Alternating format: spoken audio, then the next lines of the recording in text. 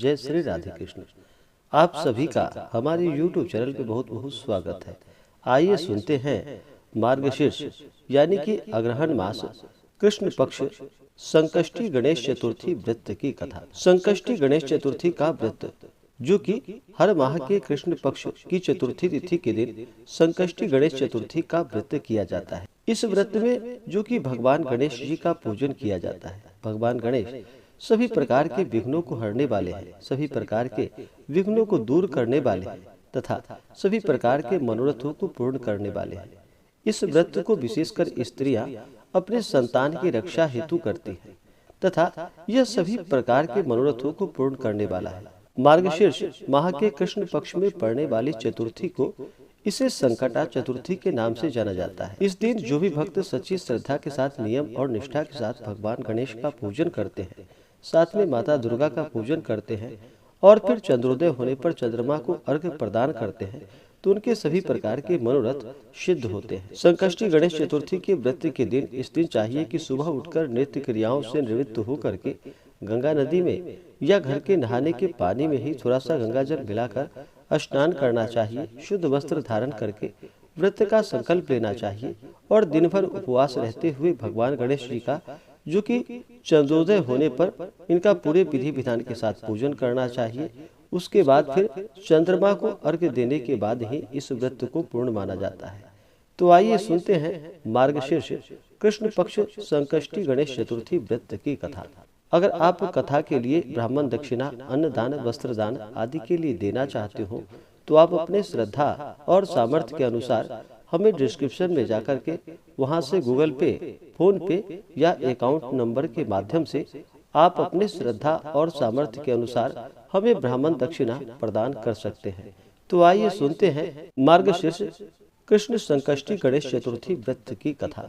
तो बोलिए प्रेम से भगवान गणेश की जय, भगवान भोलेनाथ की जय, माता पार्वती की जय, सर्वदेवी देवता की जय। माता पार्वती ने भगवान गणेश जी से पूछा कि अगहन कृष्ण पक्ष संकष्टी चतुर्थी क्या कहलाती है, उस दिन किस गणेश की पूजा किस रीति से करनी चाहिए।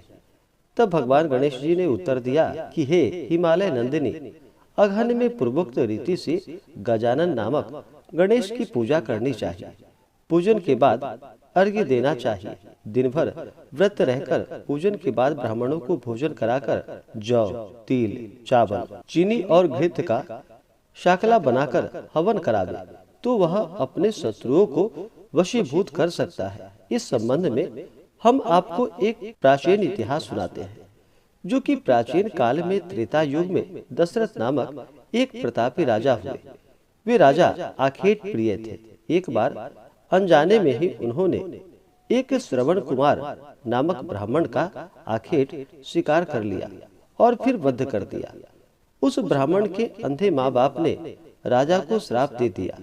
जिस प्रकार हम लोग पुत्र शोक में मर रहे हैं, उसी भांति तुम्हारा भी पुत्र शोक में मरण होगा।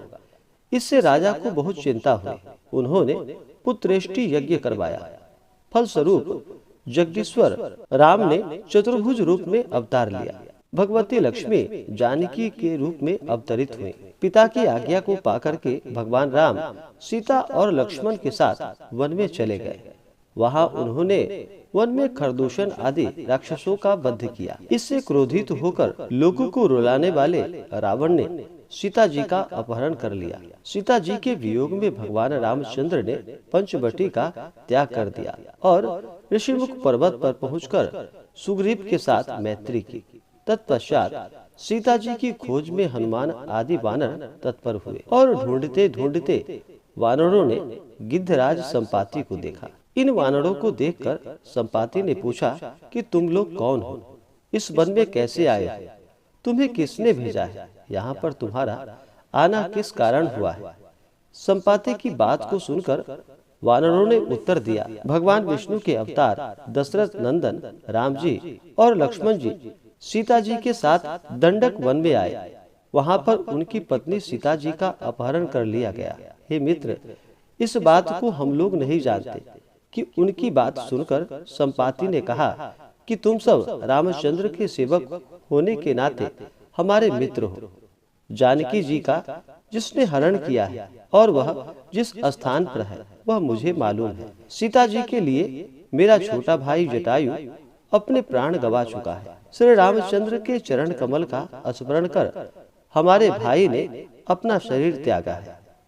यहाँ से थोड़ी दूर पर समुद्र है और समुद्र के उस पार जो कि राक्षस नगरी है, वहाँ अशोक के पेड़ के नीचे सीता जी बैठी हुई हैं। आप लोग देखिए, रावण द्वारा अपहृत सीता जी अभी भी मुझे दिखाई पड़ रही है। मैं आपसे सत्य कह रहा हूँ, सभी वानरों में हनुमान जी अत्यंत पराक्रमशाली हैं, अतः उन्हें वहां जाना चाहिए।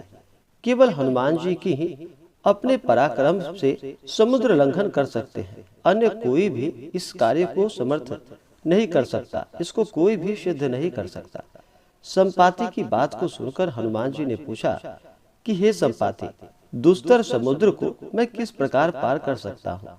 हमारे जब वानर उस पार जाने में असमर्थ है तो मैं ही अकेला कैसे पार जा सकता हूँ? हनुमान जी की बात को सुनकर संपाति ने उत्तर दिया कि हे मित्र, आप संकट नाशक गणेश चतुर्थी का व्रत कीजिए।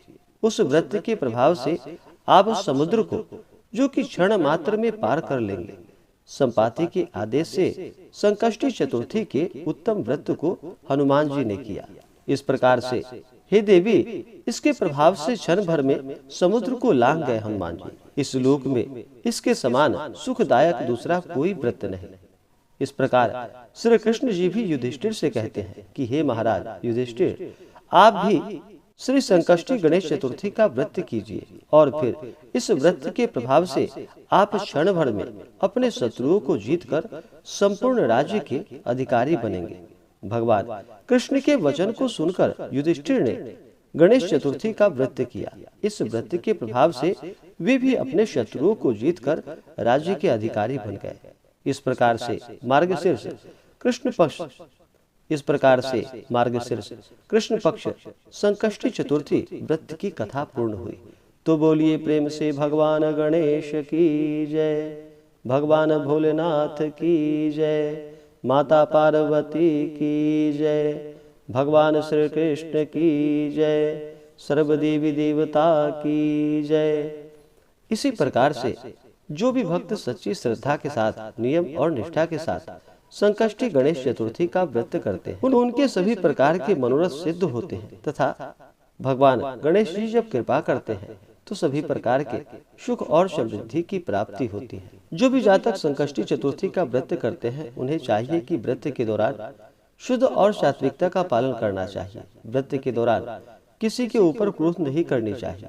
अपने मन में किसी के प्रति ईर्षा या द्वेष का भाव नहीं लाना चाहिए। ब्रह्मचर्य का पालन करते हुए व्रत को धारण करना चाहिए और पूर्ण श्रद्धा भक्ति भाव के साथ इस व्रत को करना चाहिए।